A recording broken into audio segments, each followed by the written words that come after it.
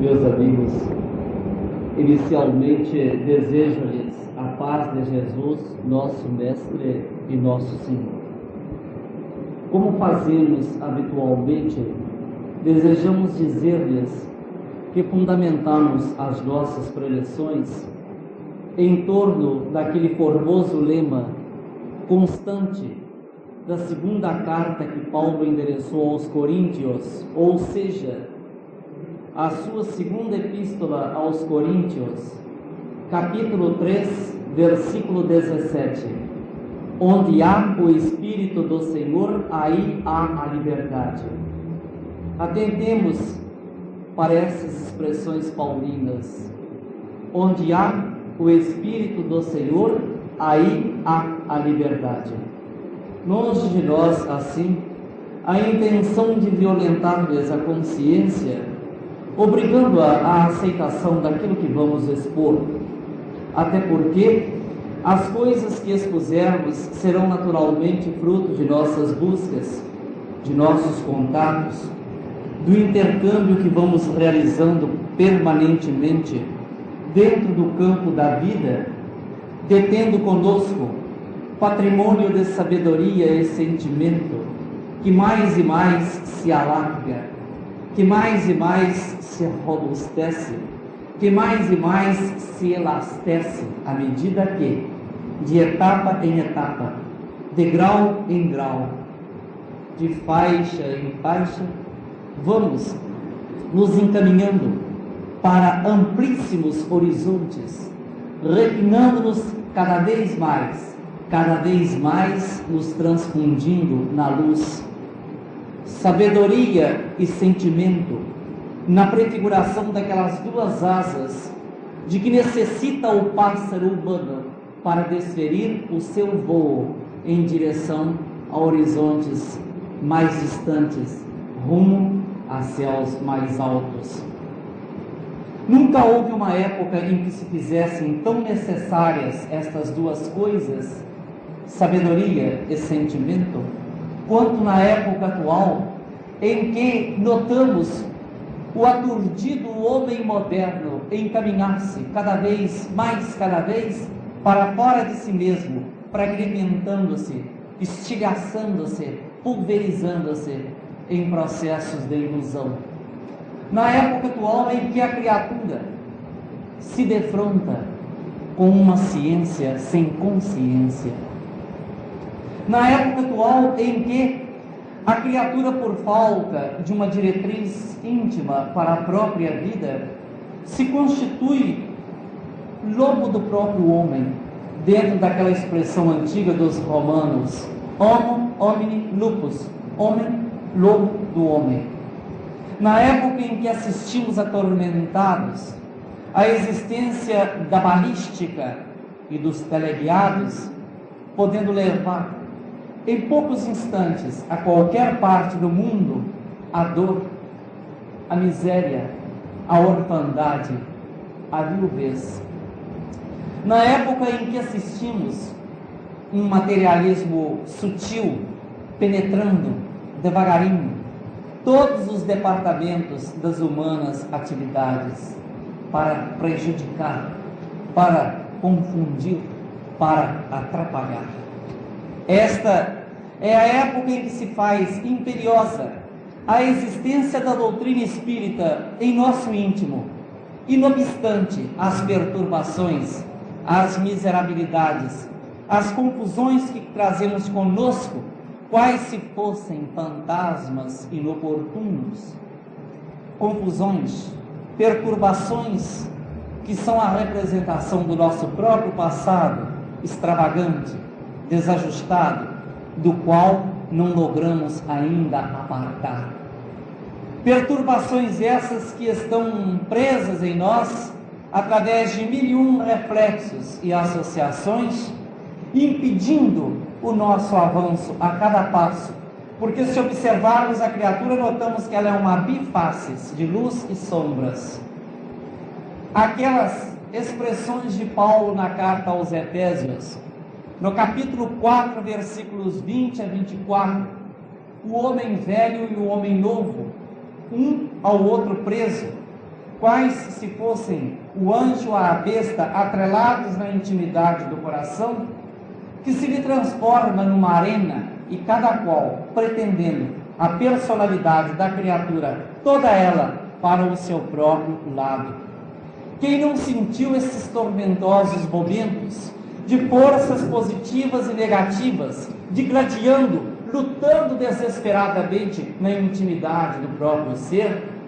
Quem não sentiu estes momentos pavorosos em que a percepção parece fugir para o nada?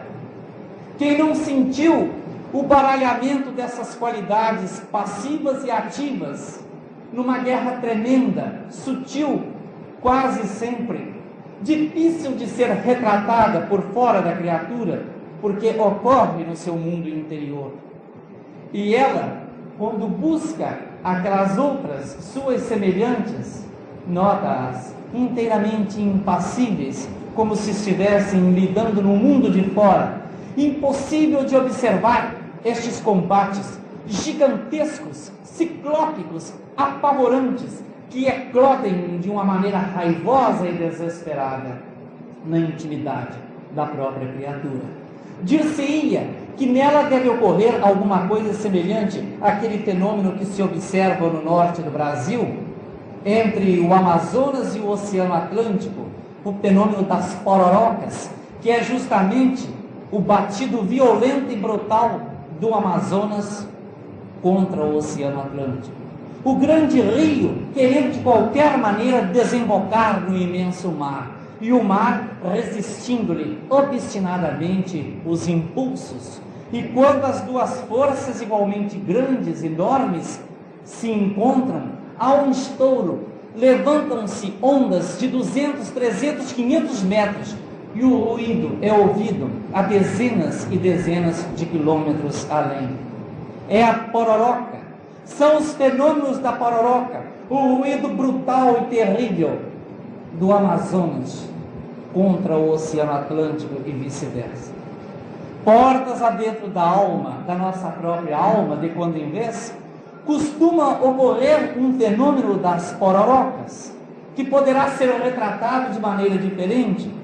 O Oceano Atlântico, no caso, seriam aquelas ondas que vêm como vagas e vagas de sabedoria e de amor, de paz e de esperança, de harmonia e de fé, fluindo do mais alto, cada vez mais, cada vez buscando o nosso entendimento, porque o amor divino lança a mão de todos os recursos e de todas as possibilidades para aliviar e para salvar, para buscar as necessidades da alma, numa cintilação de gênio, num espasmo de paixão, num anseio de amor.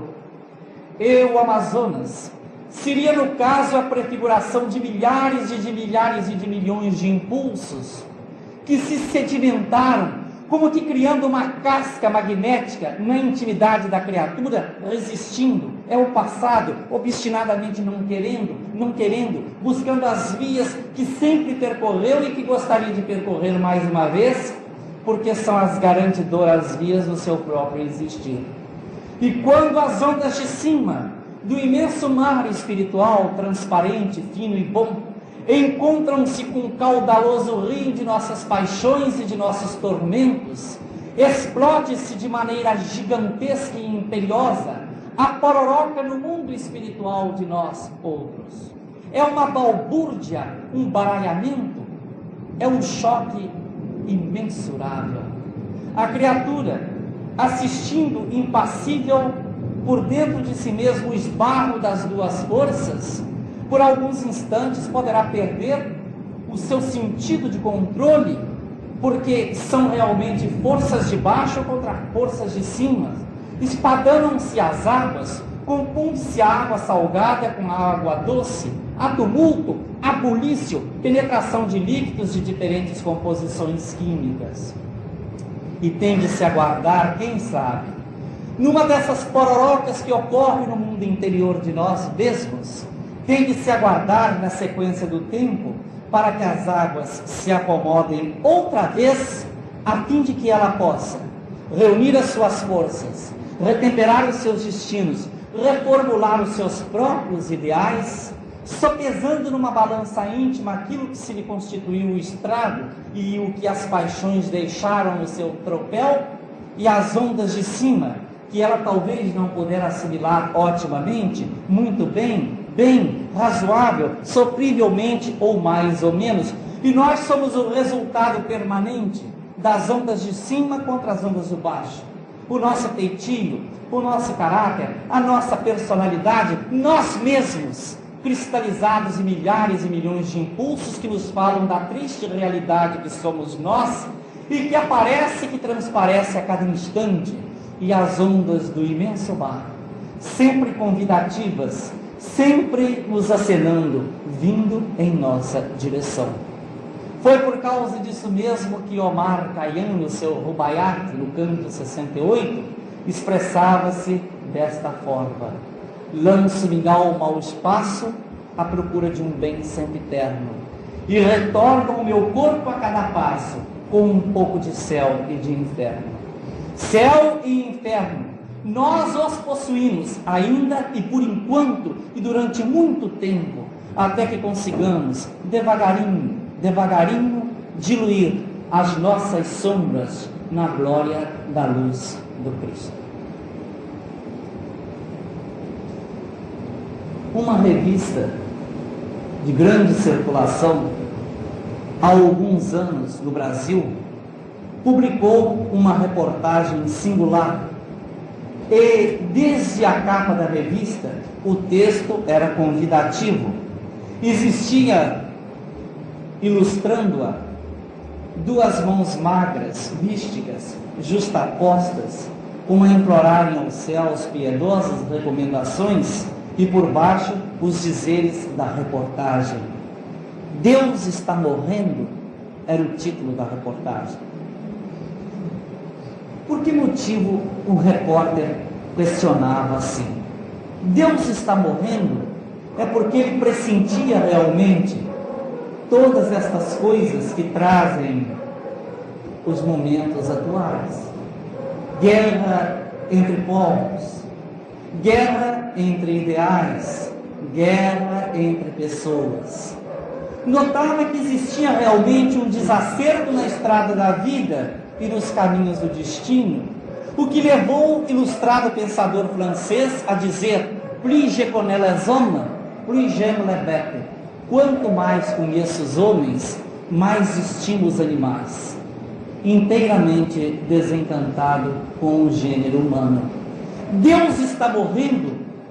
Perguntava o repórter, por ver os desencontrados problemas que apresenta a vida, inteiramente pendentes, condicionados, sem soluções justas e exequíveis. Deus está morrendo? Perguntava o repórter da grande revista. Mas, fundamentados na doutrina espírita, nós poderemos dizer-lhe: não, Deus não está morrendo. Deus não está morrendo. O que está morrendo devagarinho é a concepção humanizada de Deus. É a concepção que os homens têm de Deus, porque quase sempre em a criatura humana ocorre isto, na impossibilidade que ela tem para derramar-se fora das suas limitações, para abarcar o absoluto tanto quanto possível naquilo que ele é e pode ser, na impossibilidade da criatura desbordar-se, ela realiza uma tarefa contrária.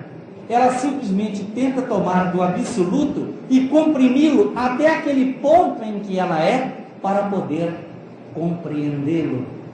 Tanto que uma coisa que nós já estamos vendo não mais comporta é a definição de Deus, porque definir corresponde a limitar.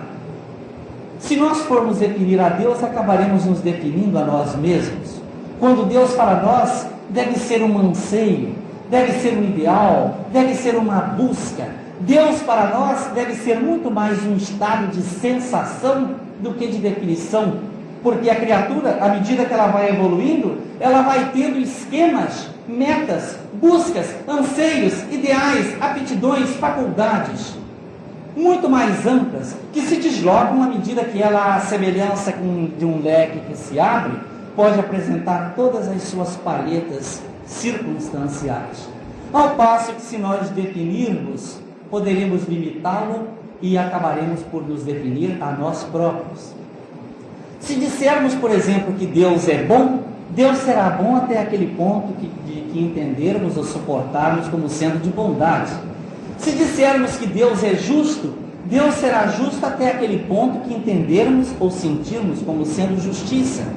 Se dissermos que Deus é harmonia, Deus será harmonia até aquele ponto que entendermos ou sentirmos de harmonia. E como cada criatura se coloca em diversíssimos graus na escala evolutiva, logicamente a concepção de Deus terá de variar, desde a forma mais simples até a mais complexa, desde o homem primitivo até aquela criatura que se mostra no ápice das ascensões humanas, na crista da onda evolutiva, como são o artista, o filósofo e o santo. Mas, no Livro dos Espíritos, na pergunta número 1, quando Kardec a formula assim, qu'est-ce que Dieu?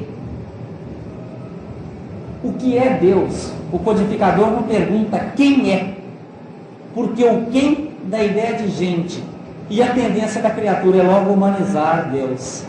Então, ao invés de ele perguntar quem é Deus, ele pergunta qu'est-ce que Dieu? Qu'est-ce que Dieu?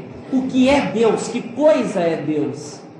E as entidades, naturalmente, sabendo que se referiam a coisas encaixáveis em a natureza humana, que se relacionavam com criaturas humanas, que necessitavam de suportes para o seu próprio entender, elas procuraram sintetizar, tanto quanto possível, ao nível de assimilação de quem haveria de ler ou de escutar, e fizeram aquela súmula que se encontra na resposta da pergunta número 1 do Livro dos Espíritos. Deus é a inteligência suprema e causa primária de todas as coisas. Ora, mas aí, para um entendimento maior por parte das criaturas, sendo elas portadoras de diferentes momentos de evolução e diversíssimos graus de madureza, semelhantes a vidros de diferentes gargalos. Um vidro pode ter uma abertura, um gargalo de 1 metro, o outro de 50 centímetros, o outro de 30, o outro de 20, o outro de 10, o outro de 5, o outro de 1 metro, de 1 centímetro. Quando a essência espiritual desce, certamente ela pode cobrir todos os vidros, ou invólucros, ou vasilhames, neles penetrando, desde o maior até o menor, porém não na mesma quantidade, porque ela terá de respeitar os diferentes tamanhos dos vidros que vão receber a essência que desce ou que cai. Assim é o mundo espiritual. Os ideais para descerem ao nosso mundo, especificamente à nossa terra, eles têm que, como que se deformarem para tomar o encaixe daquele vasilhame ou daquele invólucro que vai recebê-lo. Se ele ficar puro demais, permanece lá por cima.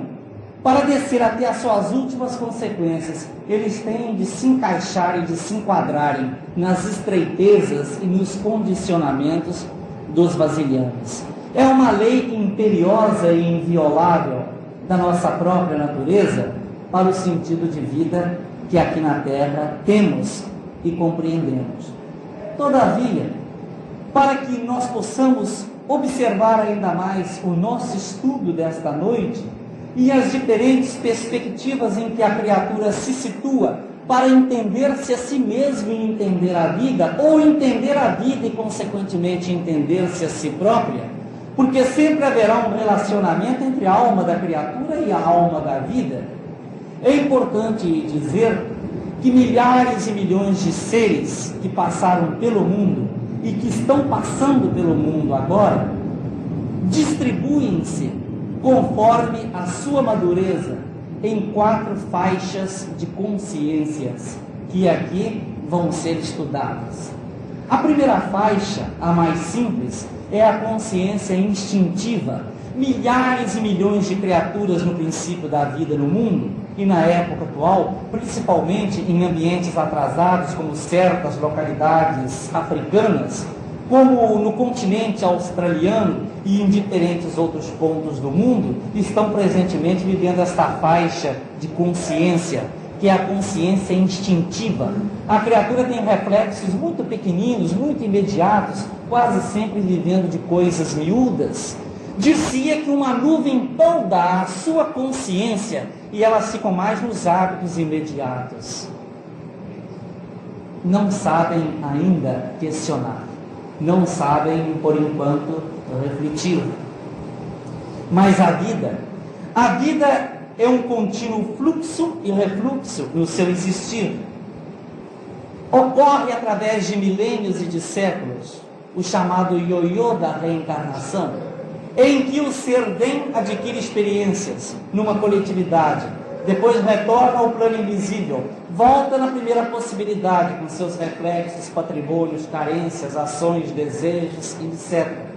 E nesses fluxos e refluxos, nessas vindas do invisível para o visível, e neste retorno do visível para o invisível, a criatura desponta, mais tarde, numa segunda faixa de consciência, que poderá ser denominada de consciência racional. No instante em que o ser pergunta o que, por quê, com que, para quê, de que, no instante em que ela formula uma questão qualquer, observando o céu, as estrelas, o sol, a lua, a árvore, a pedra, o rio, o seu semelhante, no instante em que se lhe desabrocha na alma o porquê, ela penetra na faixa racional, começa a urdir, começa a elaborar perguntas, começa a procurar para elas respostas. É a segunda faixa de consciência, a faixa da razão. Mas o ser também aí não fica, porque nos deslocares contínuos, a vida está cada vez impulsionando mais para cima, mais para frente, e vai lançá-lo num terceiro campo, numa terceira faixa de consciência, que é a consciência intuitiva. É aquela em que de tão amadurecida está a criatura que ela não tem necessidade de procurar por fora, porque ela já sabe por dentro. De tanto bater e rebater, vir, compor, dispor, retornar, realizar, estabelecer as experiências que ficaram para trás, refundindo-as, rearmá-las outra vez, ela adquire aquilo que se chama a intuição. Quase sempre se pensa que a intuição seja dada por um espírito desencarnado, mas é impróprio dizer-se isso, porque a intuição é uma faculdade da própria alma. O que pode ocorrer de fora para dentro, transmitido por desencarnados, é a inspiração. A intuição não. A intuição é uma faculdade inerente à sua própria criatura. A própria criatura. Pode ocorrer que numa criatura altamente intuitiva, ela se constitua instrumento natural para que os espíritos desencarnados a irradiem. No entanto, a faculdade é sua mesma, condicionada ao seu próprio existir e à madureza que ela conseguiu realizar até o momento presente. Nessa faixa intuitiva, a vida nos tem dado coisas muito interessantes. As crianças precoces, que não tiveram tempo de aprender nos livros, através de relatos, com seus professores, instrutores, mestres, até mesmo parentes, mas já sabem fazer, elas simplesmente exteriorizam aquilo que já está no seu próprio espírito arquivado. Houve várias crianças precoces, e para elas não se encontrou uma solução senão apelando-se para a chave da reencarnação. Mozart, com 6 anos de idade, trazendo as suas composições, me maravilharam. Pascal, com 8 anos de idade, traçando o seu teorema, que enfrentou séculos. Pierino Gamba e Gianella De Marco, maestrina, de apenas 8 e 9 anos de idade, regendo orquestras de professores barbados, com uma capacidade intuitiva esplendorosa, conhecendo todos os requintes e toda a técnica da arte musical.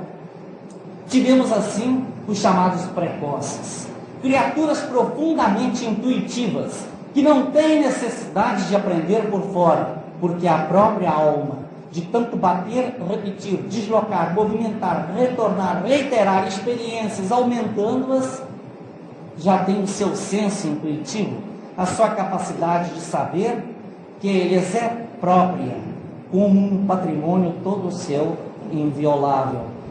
Um dos casos mais extraordinários de intuição, aliado a uma assombrosa capacidade que possui o espírito para, além de tecer o próprio corpo no qual vai se reencarnar, ele consegue trazer para a estrutura do corpo em que se manifestará alguns traços da personalidade que teve na vida anterior.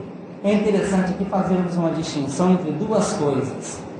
É um fenômeno que se chama de samskara, isto é, a bagagem psicológica, a bagagem intelectual ou a bagagem espiritual que a criatura traz para esta vida. Somente a bagagem psicológica, sem que nela nada lembre a figura anterior que ela movimentou na Terra.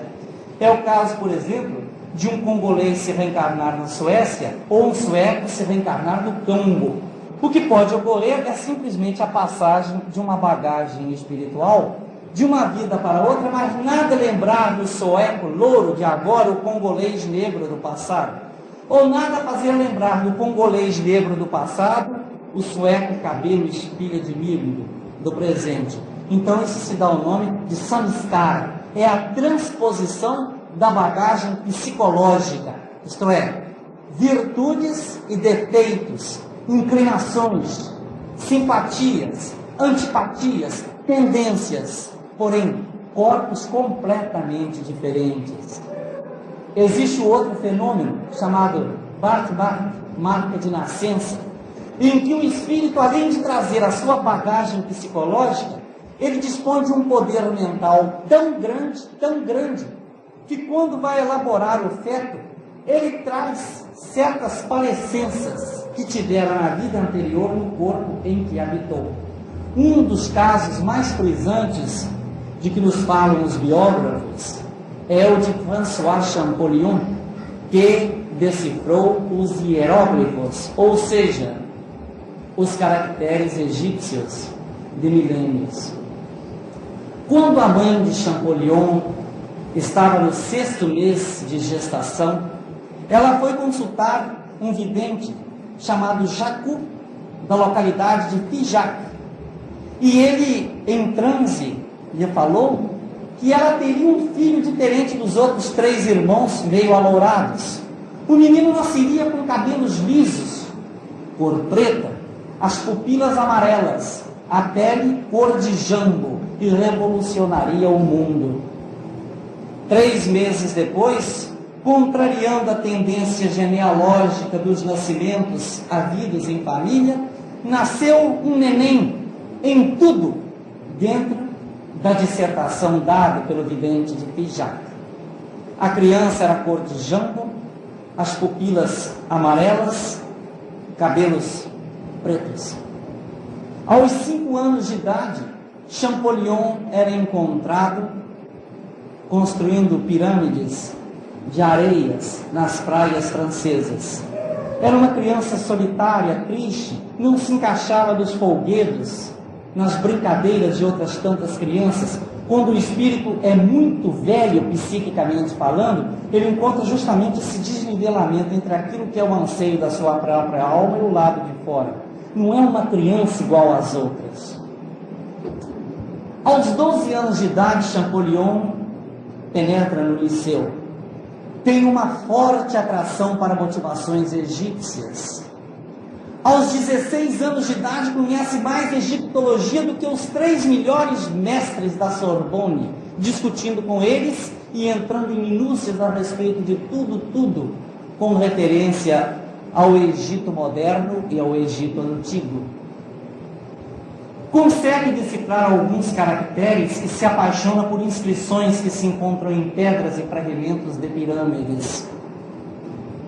Quando estava com 18 anos, as forças de Napoleão invadem Mênfis e nas proximidades de Roseta encontram a chamada Pedra de Roseta, que estava elaborada em 3 caracteres.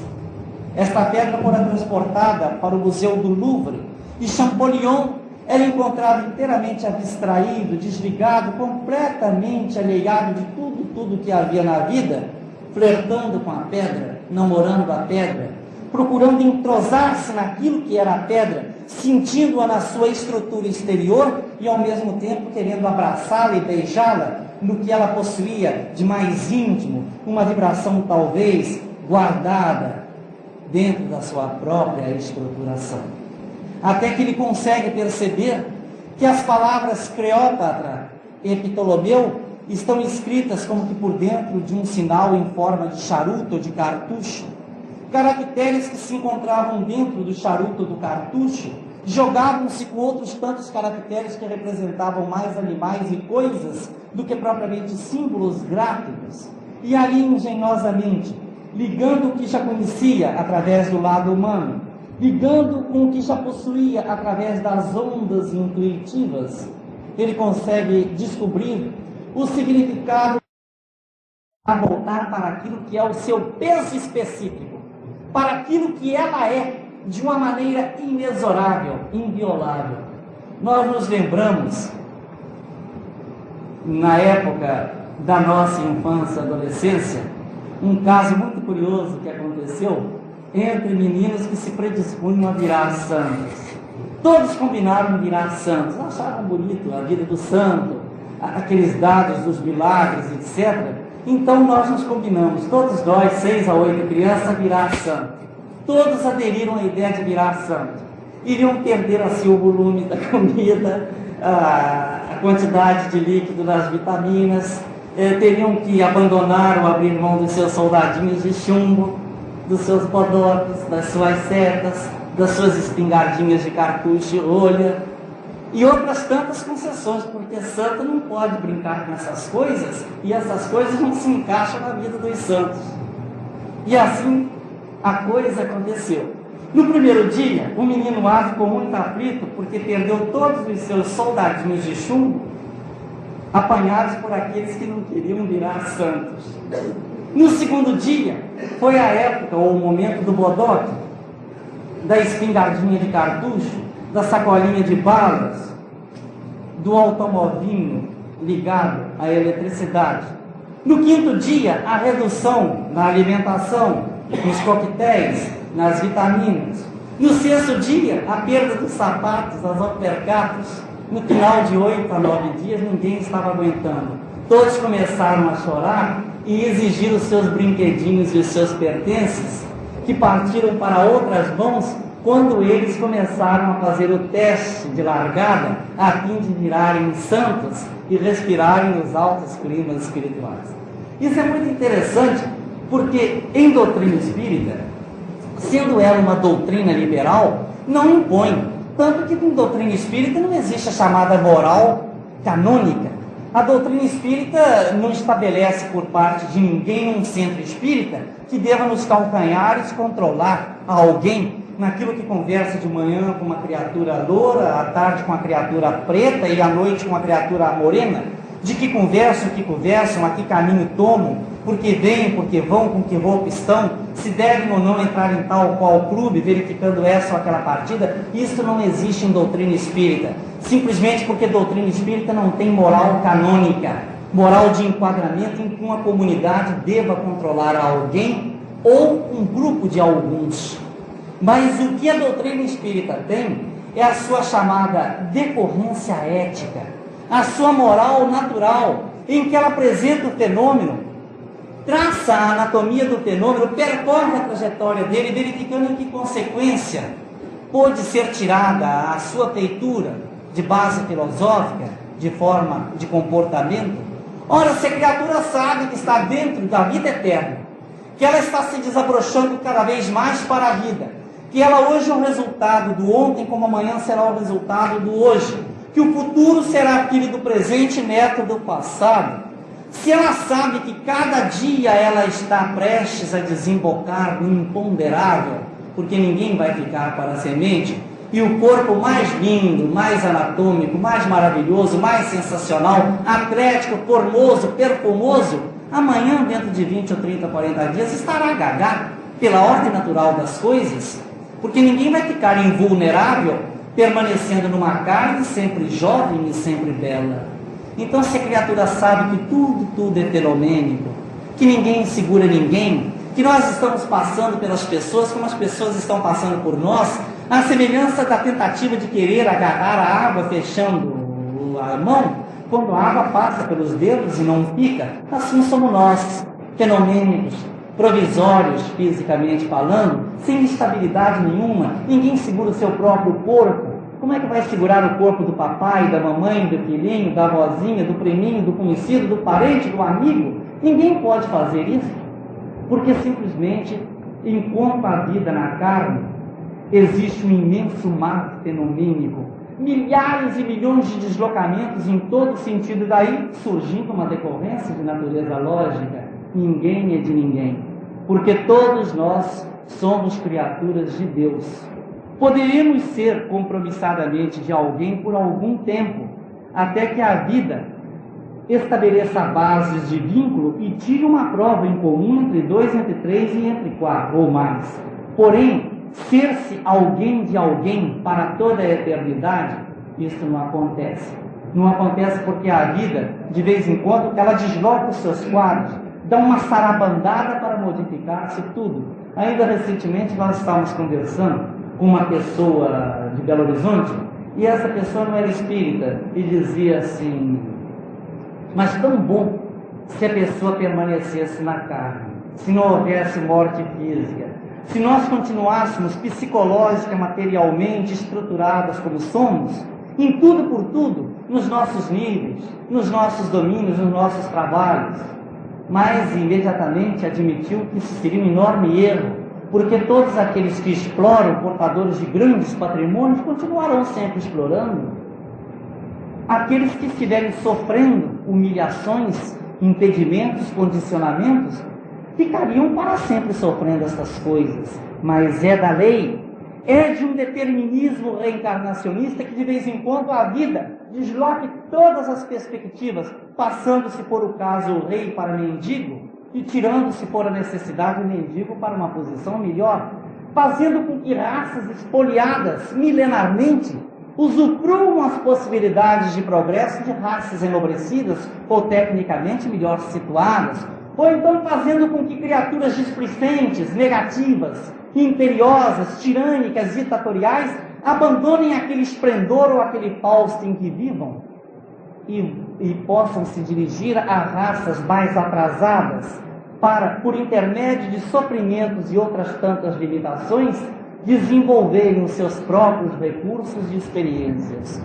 Tudo, além do karma, a reencarnação faz, tirando do mais para o menos, passando do menos para o mais, fazendo com que a criatura respire em diferentes epidermes, em vários corpos, de várias categorias, em épocas, em pátrias, em situações, para que ela possa estericizar-se, tornar-se cada vez mais global em tudo por tudo, e perdendo principalmente os preconceitos de que disponha, preconceitos de raça, preconceitos de cor, preconceitos de religião.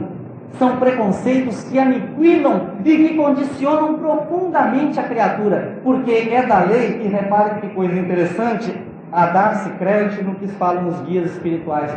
Quase sempre as criaturas racistas são as candidatas futuras em corpos que trazem aquela cor justamente odiada por elas. Elas vão experimentar na própria carne, na própria essência, o quanto dói a dor do desespero, do abandono, da desilusão, da humilhação. De forma que, por causa disso mesmo, sem a reencarnação o mundo seria um turbilhão de desordem e de anarquia, porque não se conseguiria tomar dos fragmentados e difusos problemas que aí estão e encaminhá-los organicamente à unidade, afunilando-os de maneira extraordinária. Sem a reencarnação não se poderia trazer uma solução natural para o problema do ser, do destino e da dor. E todos nós ficaríamos como criaturas estanques, sem poder sair de nós mesmos, com os nossos problemas e as nossas aflições, como que num curto-circuito desesperado, que a nossa mente e as nossas emoções se entregariam, rodopiando, rodopiando, rodopiando sempre, sem que pudessem, daí deste rodopio, sair para mais além, quebrando um vínculo de trajetória. Mas com a reencarnação, não. A ideia se expande ela se amplia, ela se modifica, ela se refunde. Aquele que está no menos passa a considerar o mais, aquele que está no bom passa ao melhor, dentro de substanciais posições que o ser ocupe dentro do grande carreiro evolutivo.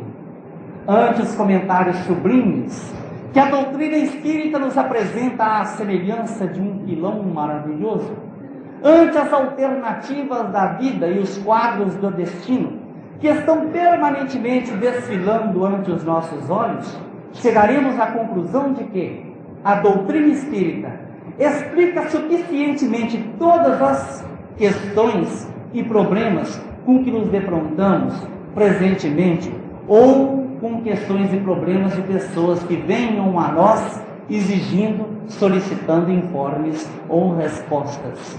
Mas, fora do conceito reencarnacionista, não se consegue chegar a resultado algum, porque basta olhar-se o imenso painel que aí está, de guerras, perturbações, aflições de espírito, inconformismo, desespero, sem uma chave da reencarnação para dar finalidade a isto tudo, encaminhando cada coisa às suas finalidades supremas, chegaremos à conclusão de que Deus está querendo salvar o gênero humano e não está podendo, ou Deus está podendo salvar o gênero humano e não está querendo. Se Deus quer salvar o gênero humano e não pode, Deus não é todo poderoso. Se Deus pode salvar o gênero humano e não quer, Deus não é todo misericordioso. Imaginemos a que resultado terrível chegaríamos se tivéssemos de nos abster de um conceito reencarnacionista, da lógica das vidas sucessivas, para poder tomar o psiquismo vivo, examiná-lo, colocar-lhes cunhas, deslocá-los para novas modalidades, para novas paletas, para novas facetas, para panoramas sem fim. E concluiremos com o grande Castro Alves no Parnaso de Além-Túmulo, quando nos brinda com as suas frases lapidares maravilhosas. Há mistérios peregrinos nos mistérios dos destinos que nos mandam renascer. Da luz do Criador nascemos, múltiplas vidas vivemos, para a mesma luz volver. Tá.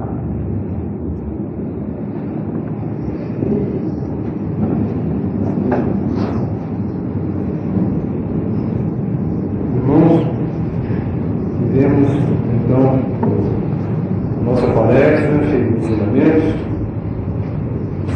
e agradecemos ao Bechar, mais essa oportunidade, nos trazer esse ensinamento e estar aqui conosco. Estamos no final do nosso programa de hoje e o Mocidade daqui a pouco tocará 2 minutos apenas para o encerramento. Agora, antes, eu queria anunciar os presentes. Nós teremos uma palestra aqui dia 2 de março. É o nosso irmão Ederlindo do Rio de Janeiro. E o tema, não haverá um tema assim, porque ele responderá a perguntas que serão formuladas pelo grupo da juventude. Apesar que os companheiros também podem formular perguntas e remeter aqui para a UME, digamos até segunda-feira próxima. E nós faremos chegar essas perguntas à mão dele. Mas ele responderá também as perguntas que foram formuladas aqui durante o momento que ele estiver fazendo esse estudo para nós. Será dia 2 de março, domingo, e o horário será 17 horas. É o horário de verão nosso. No verão nós fazemos as reuniões um pouco mais tarde. Então agradecemos a presença de todos que estiveram. A União da Cidade Espírita agradece e espera. Estamos aqui de portas abertas para todos vocês. E ao finalizar, nós pediríamos a Yara, a Lúcia, para nos brindar perguntas, após os quais teremos a prece de encerramento. Faremos a prece no final, né? Perguntas e depois.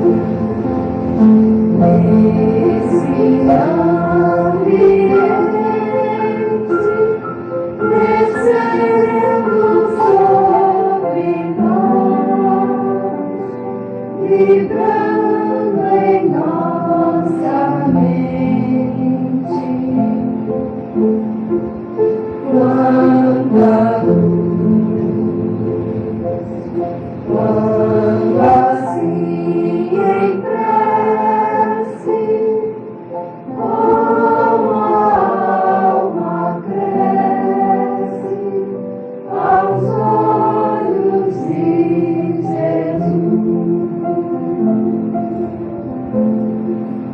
quanta luz,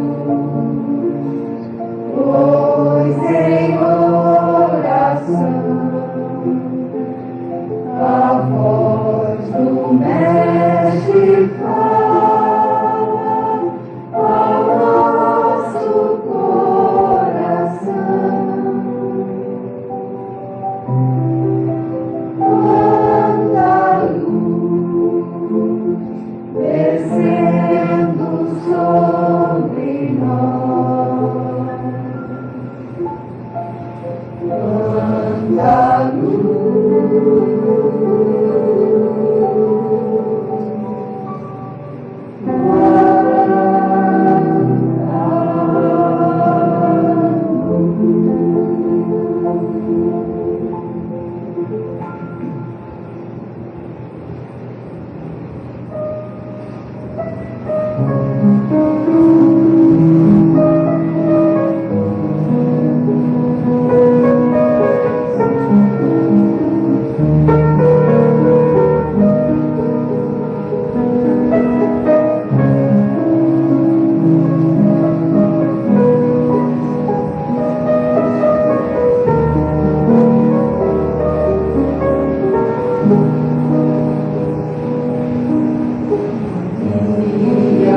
Piedosa do Senhor Jesus, hóstia divina em lugar de amor e caridade luz,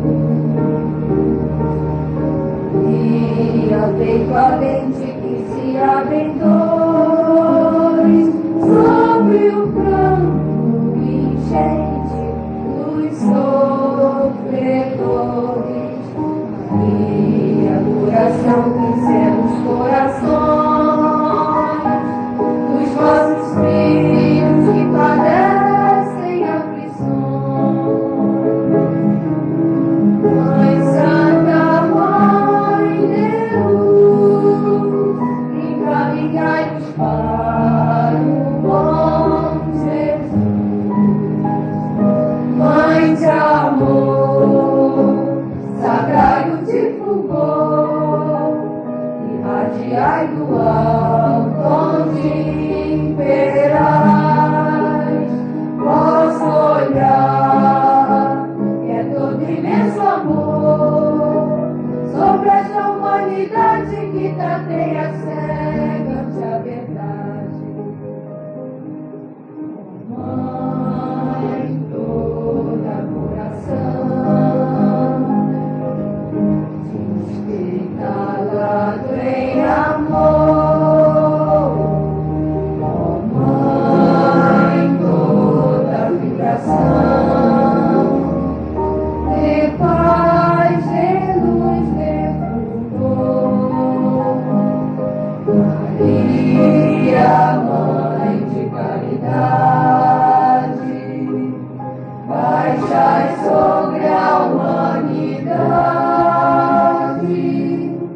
uma centelha de luz, desse vosso olhar que ao Pai nos conduz, desse vosso olhar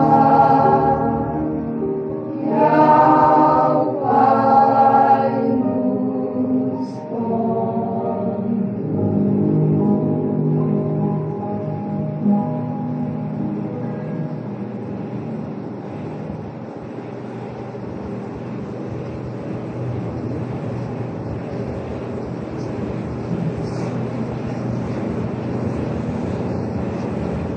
Estão dizendo as medidas, vai?